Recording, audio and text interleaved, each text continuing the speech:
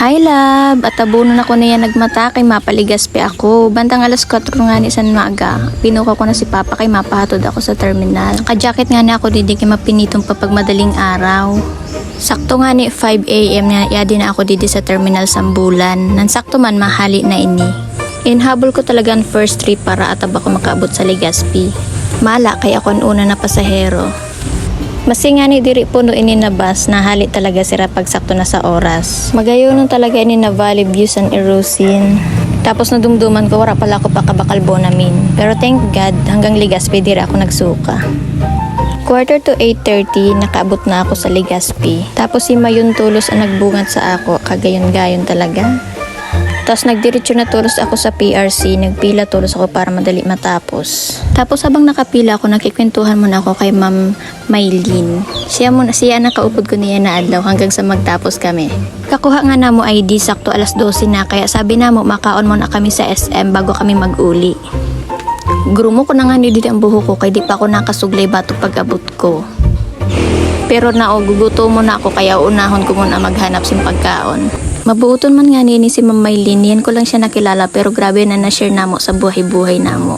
Inilang nga ni na makdoan mas diyo ang tao kay lunchtime na niyan, purunuan. So di na lang kami nagkaon. Naka-order na ako kaya karaon kita guys.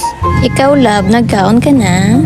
Matapos ko magkaon, nag-retouch na ako didi sa CR kay mauli na ako. Didi na nga ni kami nagsiwayan ni ma'am tapos ako madiretso na ako sa Legazpi Terminal.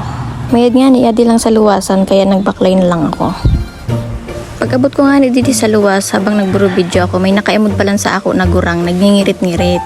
Di iniritan ko man. Disente man siya pag imodon, mukhang mapera. Tapos kung ano-ano para sabi niya sa ako. Gusto niya mag-upod ako kaniya kay ma-shopping ko no. Habang nag-offer siya sin maskinano, inluluwas na niya ang wallet niya. Kaya tatagan ako kwarta tapos contact number. Sabay-sabay kung saan naman kami pwede mag-imodan. Yak! Yak ka ati, gurang, mala pa lang, tikaban ko yato. Hanggang nga ni pag-abot ko dito sa bus, di pa ako naka-move on, na-stress ako ng pangyari sa ito na gurang makauuyang. Barakal baga ako chocolate para mabawasan ang stress ko. May irog man palanson ha, maski senior na inhit mang gihapon. Nagkasabay man palang gihapon kami didi ni Ma'am Maylin kay pakastilya man siya. Kaya sabay man gihapon kami nag-uli. Turog-turog nga na ako dun tapos pagmuklat ko, nag-ibungad sa ako ang kagayonan ni Ma'am Bulusan. Sign na yadi na kami sa Sorsogon, harani na kami sa Bulan.